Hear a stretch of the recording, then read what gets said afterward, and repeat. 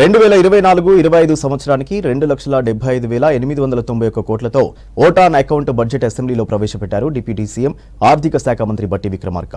2,01,178 కోట్ల రెవెన్యూ వ్యయం, 29,669 కోట్ల మూలధన వ్యయంతో తొలిపద్దు ప్రతిపాదించారు.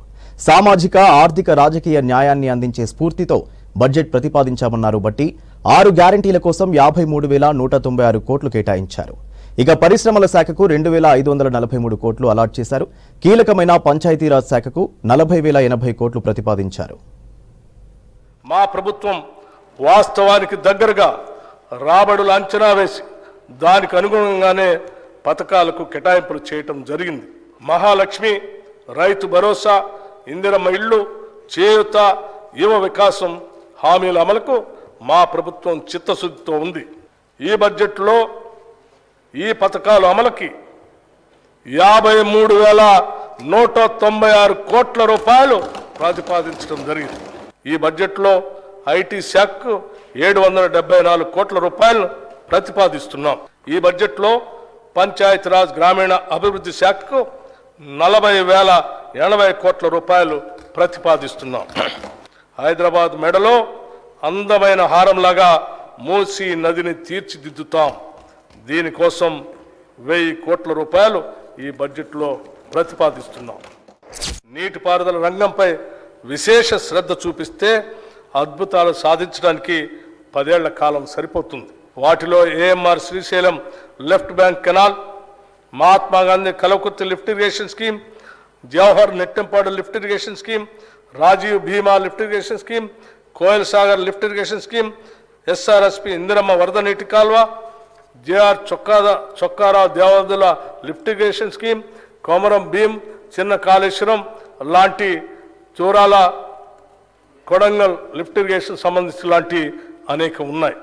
ఈ బడ్జెట్లో నీటిపారుదల శాఖకి 28,024 కోట్ల రూపాయలు ప్రతిపాదిస్తున్నాం. రైతు బాగుంటేనే ఊరు బాగుంటుంది. వ్యవసాయం లాభసాటిగా ఉంటేనే రాష్ట్రం యొక్క ఆర్థిక పరిస్థితి మెరుగుపడుతుంది. అందుకే రైతు రుణమాఫీ అంశాన్ని మేము మా ఎన్నికల ప్రణాళికలో కూడా స్పష్టంగా పేర్కొన్నాం. నిజమైన అర్హులకి రైతు భరోసా కింద ఎకరానికి 15,000 రూపాయలు అందించేందుకు కృతనిశ్చయంతో ఉన్నాం. రైతు బీమా పథకాన్ని కౌలు రైతులకు కూడా అమలు చేసేందుకు చర్యలు తీసుకుంటున్నాం. అందుకు అవసరమైన మార్గదర్శకాలని రూపొందిస్తున్నాం. ఎస్సీ గురుకులాల భవన నిర్మాణాలకి 1,000 కోట్ల రూపాయలు మరియు ఎస్టీ గురుకుల భవనానికి 250 కోట్ల రూపాయలు ఈ బడ్జెట్లో ప్రతిపాదిస్తున్నాం. పైలట్ ప్రతిపాదికన తెలంగాణ పబ్లిక్ స్కూల్స్ ఏర్పాటుకు ఈ బడ్జెట్లో 500 కోట్ల రూపాయలు ప్రతిపాదిస్తున్నాం. విద్యారంగానికి ఈ బడ్జెట్లో 21,389 కోట్ల రూపాయలు ప్రతిపాదిస్తున్నాం. సంపూర్ణ ప్రజా సంక్షేమమే కాంగ్రెస్ ప్రభుత్వ ప్రణాళిక.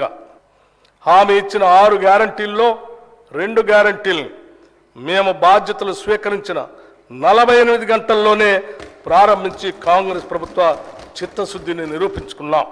ఈ సభల్లో ప్రజలు 1.29 కోట్ల దరఖాస్తులు ఇవ్వటం జరిగింది. దీనిని బట్టి ప్రజల్లో ఈ హామీలపై ఉన్న విశ్వాసం అర్థమవుతా ఉంది. అందుకే ఒక ప్రత్యేక సాఫ్ట్వేర్ ద్వారా ఈ దరఖాస్తులను క్రోడీకరించే పని కూడా త్వరితగతిన పూర్తి చేయటం జరిగింది.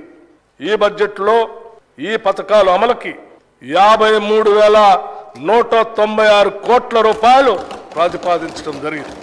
ఈ కేటాయింపు ఒక ప్రాథమిక అంచనా ప్రకారం మాత్రమే. దళిత బంధు పథకానికి బడ్జెట్లో 17,700 కోట్ల రూపాయలు చూపిస్తే నిధులు మాత్రం 1 పైసా కూడా ఖర్చు పెట్టలేదు.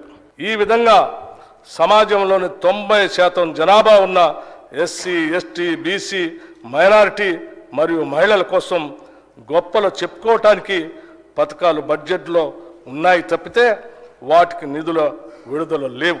మా ప్రభుత్వం వాస్తవానికి దగ్గరగా రాబడులు అంచనా వేసి దానికి అనుగుణంగానే పథకాలకు కేటాయింపులు చేయటం జరిగింది.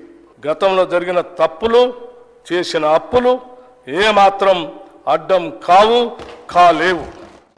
గత ప్రభుత్వం ఎంతో హడావుడిగా ఎలాంటి అధ్యయనం చేయకుండా తీసుకొచ్చిన ధరణి పోర్టల్ కారణంగా ప్రజలు ఎన్నో సమస్యలు ఎదుర్కొన్నారు. కొంతమందికి భరణంగా, మరికొంతమందికి ఆభరణంగా, చాలామందికి భారంగా మారింది. ఇప్పుడు మా ప్రభుత్వం ఏర్పడిన తర్వాత రికార్డులు పరిశీలించిన మీదట ఇది నిజమేనని తేలింది. ధరణి పోర్టల్ అమలు కారణంగా వచ్చిన సమస్యలను అధ్యయనం చేయడానికి 5 సభ్యులతో ఒక కమిటీని నియమించాం. ఇంతటి కీలకమైన నిర్ణయం తీసుకొని నిపుణుల కమిటీకి బాధ్యత అప్పగించడం గతంలో ఎన్నడూ జరగలేదు.